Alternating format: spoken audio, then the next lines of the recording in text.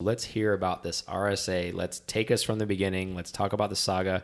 I know you'll rewind a little bit about, so the car that he spoke about earlier, the RSA that his dad's friend used to bring over that he sat in. So he has an opportunity at this car. So I'll let you take it from there. All right. So the first Porsche that I ever sat in was the 964 RS America in 1993.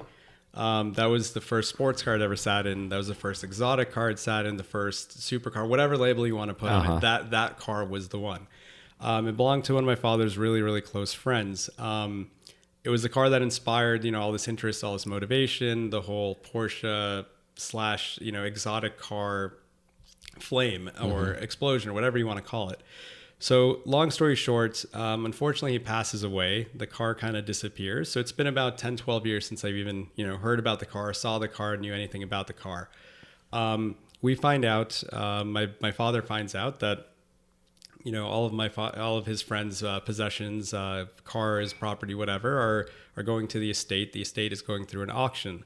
So in a very roundabout way, my father just casually, tells me one day when we're just walking after a meal, hey, by the way, this car, all the possessions of his friend, I'll leave the name out of his friend's name, are all going to be going up for sale. So I was like, okay, very cool. Don't think too much about it. The next day, I'm sitting there and I kind of put 2 and 2 together, and I'm like, wait a second. Minute. There's everything? So I call my dad back, and he's like, ironically, my dad's calling me now. It's so funny, weird. But basically, he says yes. The white car. He knew why you called back the next day, right? Is going for because sale. I was waiting to hear how long you would wait to call me back. Right, exactly. He's like, you're a little slow to the take. But anyway, so he was like, yes, that car is going for sale, and I was like, oh, can we find out more about it? My dad's like, look, I'm going to stay out of it. I don't want any conflict of interest. I'm out. If you want more information, you can contact, the remaining family or here's the lawyer and get the info. So basically I go down that channel, get the information, find out that yes, the car is going to be for sale along with everything else. If I was interested, I'm not. I'm just interested in this specific car because this is the car. This is everything. This is all I've, thought of, dreamed of. One day I wanted something similar, never knowing I'd have the opportunity to have that specific one. So I call my buddy Jason, who's, the best, worst friend ever because he loves pushing bad ideas. So love you, Jason. Yeah, I don't even know you, and you sound like me. Oh, you love him. Great guy. Terrible financial advisor, but great friend. Do it. Just do it. Exactly. So he goes, oh, when's the chance you'll be ever able to buy an RS America, blah, blah, blah, let alone the car, the one with all the nostalgia, all the inspiration, the blah, blah, blah. So he basically, you don't have to sell me on it. Right. So he builds it up even more than it already was. So I have this infatuation with, so I can't sleep at night. I can't wait to see this car. I need more information. Obviously it's done through legal channels. So it always leaves you wanting a little bit more. So finally the day comes where we're actually able to see the car. Not allowed to touch it, not allowed to turn it on. Obviously the car unfortunately had been sitting for X period of time untouched. The car was left in an industrial warehouse. The paint looked like it was totally shot. So we were under the impression, just because it was really dirty, but it just looked like it had completely oxidized. It looked very rusty. It just looked kind of beaten up. So my buddy Jason's there. He's like, actually it was me alone. I was taking tons of photos and FaceTiming, and he's like, the paint's not so much. He's like, what about the motor? Is it numbers matching? Not allowed to touch anything. I don't know. Can I sit in it? No. Can I see the miles? Sure. That's what the miles say. Are those accurate? I don't know. Are there records? There's a few papers here. Can we see them? No. So basically, a lot of good things come out of there. All the things. It's basically seeing it, but not touching it. Exactly. It was so frustrating. Here, eat the mystery meat. Right. So I see this car and I'm like, do you have the original wheels? Because I wanted the Cup 1 wheels. It had a set of like Speedline looking wheels. So they're like, well, those seem to have been lost in transit. So I was like, interesting.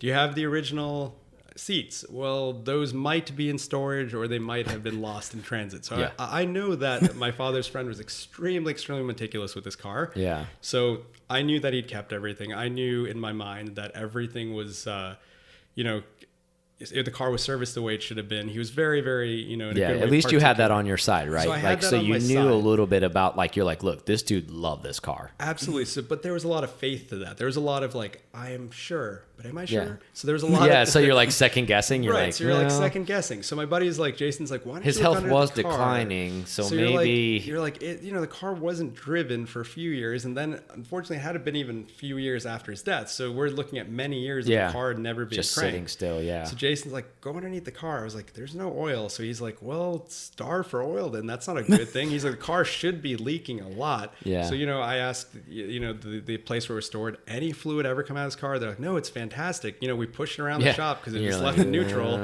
but it's fine. Like, everything's okay. And I was like, what do you mean you push it around? They're like, oh, we have to move it every now and then. I was like, okay, so you guys literally just push it around. They're like, yeah, it just gets moved like a few times a week. And we've never ever seen any fluids on the floor. So I was like, that's either an amazing thing, or really bad thing. A really bad thing. So anyway, we take all this information, we go home, we have a few weeks to decide.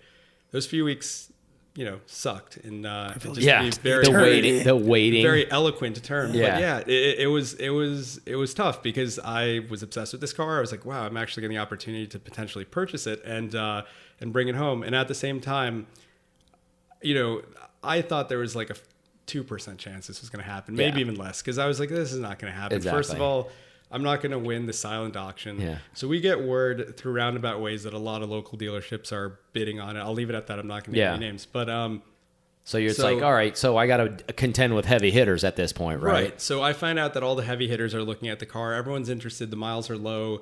No one knows too much about the history of the car just because this current situation, and the family and the lawyers aren't providing anything more either. It's just it's kind of like, it just is what it is. It's a big mystery. Yeah. So I talked to my to my family about it. They think I'm an absolute imbecile for even considering it because it just doesn't make any sort of sense. You want to buy You want to buy a paperweight? Right. A very, very expensive paperweight that's going to take up a spot in the garage and then you got to put more money into it after you get it? Right. Possibly. We don't know. Exactly. So they were basically like, yeah, absolutely not. I think it's a terrible idea. You've had many poor ideas in the past, and this might be the absolute worst. So not really supportive. I talked to Jason. He's wavering a little because he's like, I don't really know, but at the same time, he's like, but it's so cool. Yeah, you should do it. Great story. I'm like, Jason, would you do it? No, but you should do it. like that whole thing. Damn you, Jason. He's like, you should not do enough. it. I wouldn't do it, but you would do this. You need to do this. And then we're doing, our own basic research. We're looking at bring a trailer. We're looking at, cars.com, Renlist, anything to know, RSA.net, like any information we can get about pricing or whatnot, because you're just kind of throwing a dart in the dark. Exactly. If you will, you're like, am I going to get taken on this, or like, is this going to actually work out for me? Exactly. Coming. And at the same time, you're like, you're wondering what is the price, because this is when the air-cooled cars. This is 2015, 2016. So this is like when prime time. So things are starting to go up. And at the same time, the 964, which was the ugly duckling, whatever you want to call it, whatever metaphorically speaking, the best one, the best one, of course. But at the time, consolation price. It was kind of at like. It was affordable, but it was starting to change. Like, these were cars that people started to take note of. So we're at this turning point too. So I'm like, it's an RS, it's an RS America. There's limited quantities. So you're feeling that pressure too. Right. So I'm kind of like, ooh, I can't bid too little, but I can't bid too much. And at the same time, I don't know what everyone else is bidding because it's a closed auction. So like when it's closed, it is what it is. You're either in or you're not. Right. Yeah. And whatever you bid, it is what it is. And if it happens to be even $1 short, you'll get a phone call if you win. And if you don't get a phone call, you didn't win. So what happens is, I forget the day of the week. Let's just say it's Monday. On Monday, they're like, by Monday, you have until 9 a.m. to bid on this car. So I put in my bid at like 8:44. I specifically remember because I was in a meeting at work. So I have my laptop there. I gave my portion of what I need to present. So that's done. I'm texting Jason like frantically, like, Jason, what should I do? What should I do? Like, again, I have bring a trailer, rsamerica.net, all the websites up. I don't know what was going to happen last minute. And he goes, what about an extra $2,000? I was like, you know what? I can't afford that. And they want they made it very clear. If you win this, it needs to be cash payment immediately, same day. Otherwise it goes to the next person. Yeah. So I was like, Jason, that's a terrible idea. He's like, I'm already overspending money that I'm already stretched. I don't have liquid at this time anyway. And he's like, he's like, I think you should, because I think, for whatever his BS research, because we're all just guessing. We're I mean, that's everybody's hypothesizing exactly what it's going to be. He's like, I think that'll be the ticket. So I was like, you know what? I'm going to make an extra $2,800 because I think I like the number 8. I'm going to up your $2,000 suggestion and add another 800. Exactly, because that's the practical thing to do. So anyway, you're an idiot, but this is a good idea. Right, exactly. I'm like, Jason, you're an absolute moron. I hate you. Great idea. So I put in the bid, and then at 9:02 I get an email, and I was sure it was going to say, thanks for playing. Thanks for playing. Goodbye. Like, enjoy your life. I get an email saying you have, not like a congratulatory email. Yeah. You had the highest bid. Payment is due. And that's all I get. This is not like there's no winning. So I see you have 24 hours to pay. So I see that I'm in my meeting, and I just want to leave as soon as I can. Yeah. I literally just leave. So I try to scurry to put the funds together, call my father, tell him about it, and it was great because I was like, I'm gonna have to use that as a crutch, obviously, to at least get this done, because it has to be done same business day. He provides his funding. He jokes. He puts me a little bit on the spot, and he's like, "Well, you could sell the Boxster if you really need it." And I was like, "How bad do you want the car?" Yeah. So he played in the teasing along for a while, but nonetheless, we pulled it off. So it was this incredible thing. So we finally get the car home. We're really happy. My buddy Jason actually steps it up. He's fantastic. He does all the things that need to be done to the car that we could do at our home. All the fluids are changed, brake pads, rotors, that whole thing. Basic things like all the belts, spark plugs. We do all these things over the course of a few months. And then basically we decide, you know what, we're going to try to do all of this at home if we can do it. Mm-hmm.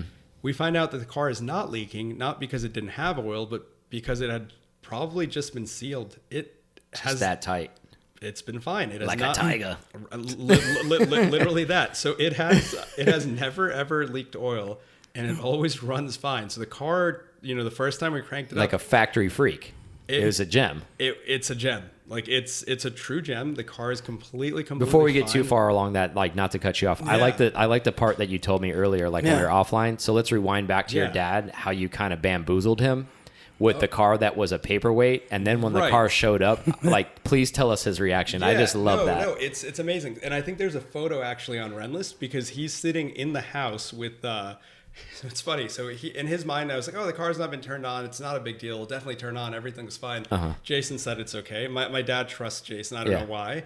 But he's like, oh, Jason said it's okay. It's probably fine. I was like, oh, yeah, it's totally fine. He's less of an idiot than you, so it's fine. Exactly. So the flatbed pulls up. The car, they literally roll it into the garage. So my dad's like, that's kind of interesting. Like, you don't want to go for a spin? I was like, no. It's got old fuel in it. And my dad's like, how do we get the fuel out? I was like, oh, there's a pump we must buy. So my dad's kind of confused. His face says literally WTF. I have that photo on Rentless because he's seeing this car being pushed in the garage, and he's like, I just spent how much money on what?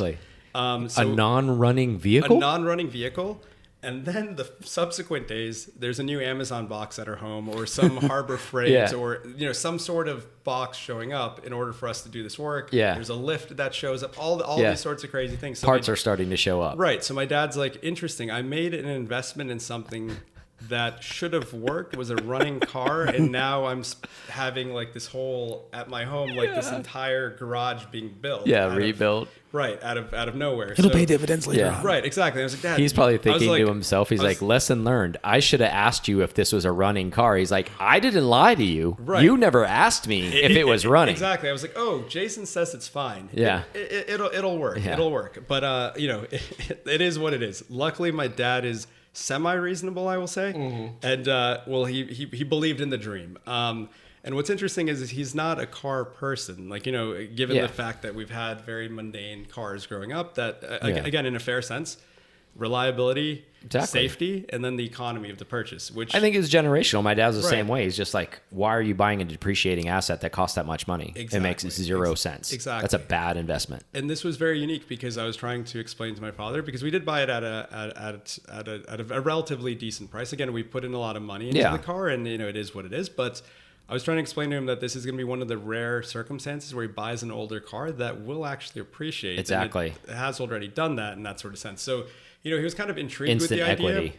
Right. He was intrigued with the idea, but again, like he's a practical person and I'm not. You may also Yes. as well But- not be in the sense that I'm like, Yeah. I think it's a great investment. I'm willing to do whatever it takes. Exactly. So we get the car there. My dad feels definitely a bit bamboozled and is kind of like, I don't know, you're a terrible son, but Yeah. I'm very appreciative of the Because support. I know. He goes, when you couldn't do anything dumber, you Right. go and do something like this. Right, and it just spirals into more stupid purchases because he's like Never talks to Jason again. Right, He's like, done. he's like, there's 84 boxes showing up to my house, Exactly. and now there's somebody knocking on the front door that says they're going to install a lift in the house. Like, Exactly. what- What is happening here? Right, and this is not So you have to your- build the car from scratch? So we go through this whole like process. Eventually, Jason and I realized, you know what, it needs some professional help. We need to bring it to a shop. So, you know, it goes to a shop. Luckily, everything, you know, things are fine. And you know how these cars are. They're sky's the limit. You can try to perfect every course. little detail. Slippery every little- slope. super slippery slope. And then you kind of also get pushed into, hey, if you're gonna do this, you might as well do this. You might as well While do you're that. in there. Exactly. So I think, you know, having had cars that are relatively newer or I'm very, very budget conscious about, I never fell into that. Mm-hmm. But since these cars are all passion projects, you tend to be like, yeah, sure, I'll do that. You're Yes. right. I need to do that. Because I want it to be right? It's- Because that's my baby. Exactly, and it's funny because that's how my wife and I are with our dog. We do everything possible, and even as physicians with ourselves, I'm like, I'm not eating organic. Exactly. No, I'm not doing that. But You're for like, that's terrible. But for the dog, absolutely. Yeah. Like, yes, I will do anything I need to do. And Exactly. this car is the same way. My daily driver car that I spend all of my time in driving 15, 20,000 miles a year. Oh, I'm doing everything I can to save a cent. Absolutely. This car, which I, don't get Yeah, the certain, whatever the it chance- needs. whatever it needs, like The same way. right. And it's just funny how we Yeah. tend to do that. I'll So- eat ramen noodles to give that car what it needs. Right, and I think I saw a meme the other day. It said, "I work hard so my car can have a better life." And I don't think there's not been one meme that resonates more with me than that specific That's thing. so true. So we get this car back to how it needs to be. So those mysterious seats and the Cup One wheels, I'm sure they were sold or whatever. Yeah. They get lost. So I Exactly. never received They them. disappeared. And through the magic of Renlist, I'm able to source those parts. So now the car is like complete. Luckily, everything else in the car, it's pretty stock. He did have it set where he would go to autocross and enjoy it. But again, he maintained it very, very well. And the other original parts are still with the car. So luckily I had that. I did find some literature in the car too I was grateful for. That was just kind of like stuffed behind the little Yeah. shelves behind the seats. Yeah, But- bonus stuff. Right, so it's kind of nice to have a little bit of that. Now, that being said, so I spent a lot of time and effort into getting the car more original to make it the RS America that it was back in 1993. Yeah. Then I get this crazy idea. You know what? I want to do something a little bit different. I'm Indian. Yeah. I'm an American. I'm born and raised in America, Yeah. but I have an Indian heritage. So I was like, you know what? There's nothing like this. There's a lot of auto enthusiasts in India. And more than that, I was like, this is our car. I want to make it into something that speaks more to me and is more personalized to me. And at the same time, I went to University of Miami, so things just kind of work, just like this mic. Yeah. But which is incredible, by the way. yeah. But It's just so- meant to be. So what we decided was we're going to make this into the RS India. So Love it. So I'm not a huge fan of the whale tail. I think it's interesting. It looks nice, but I like the classic silhouette. Yes. I love the way that the 964, the C2 is just the way they come. So I figured I'll get another deck lid. So I get the deck lid. We write RS India on there. I Yeah, got a I carbone. love They that. can print Looks it out. so cool. So it looks like very simple. Then I was like, you know what? Apart from that, let's go the extra steps. So what we do is we get the wheels painted green on one side, orange on the other. Yep. The car has straps on the inside, so we get green door pulls, and the other side has orange door so pulls. cool. Change the wheel because I figured it needs a nice little Momo wheel or something. Yeah. Change that. Make a few other unique changes on the inside. Put the newer radio in, which I like to have Bluetooth in the car. Yeah. I am all about the whole get out and drive, enjoy the motor, hear Yeah. sight sounds, all of that. But I also do like listening to some tunes. Yeah, in let's the be car, which realistic, is- right? Like, Yeah. I mean, Like realistically, you need that. Of course. So it's nice. And then we added there's traffic. Let's be honest. Like, yeah, exactly. I'm And not going to listen to the car idle. especially in South Florida, where Exactly. it makes the car awesome. Should I need to answer the phone? I'm not fiddling with the gear, and Exactly. It's I just can- practical. It's practical, so it's fantastic. So then we add the stripes to the car, and now it's the RS India. Yeah. And what was really cool was I wanted the car ready for DRT. I thought So those Yeah. stripes that he has on there are the University of Miami stripes too, as well. So Correct. it's like everything is in sequence. So- like so- the details are there. Exactly. So what worked out really well well is my wife and I went to University of Miami for undergrad, med school, residency training, the whole thing. So we're big, UM people, if you will. So what's funny is half the time in Miami we get a lot of the U, which is great to see. And it's funny because my wife, who's you're like, amazing. It's India too, right? Right. So my wife is so incredible. She's such a sweetheart. But I think her first thing was, oh, UM.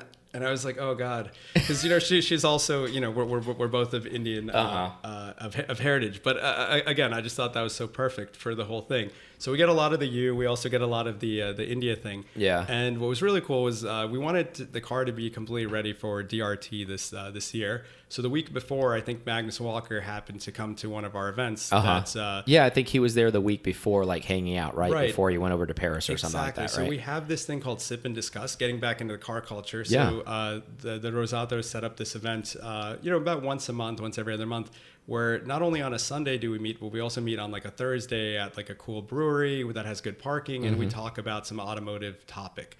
So Magnus happened to be there, so I was like, I've got to show him this car. It'll be pretty cool. Yeah. So interestingly enough, he liked the car. He's all about the outlaw life anyway. So he actually signed the back of it, which was pretty cool. A nice little touch to the car. Yeah. And then I've decided I'm keeping that car forever. Yeah. It's a forever car for me. Exactly. I'd love to. Well, I mean, not to like speak for you, but like, how could you not? It's gone so far and like made so much. I mean, you got in that car when you were young. Right. You went through the great story that you just told us, the struggle to get the car. Right. And it's just like, it's like cutting off your left hand if it left now, because it was the original, it inspired everything through some, unfortunate and also fortunate circumstances. It was the Taproot car. It really was. So yeah, I agree with you. I don't want that car to go, and it's not going to go. I hope to give it to my daughter or the next child, whoever. That would be outstanding. Yeah, of course, it's got to stay in the family. It's got to stay in the family.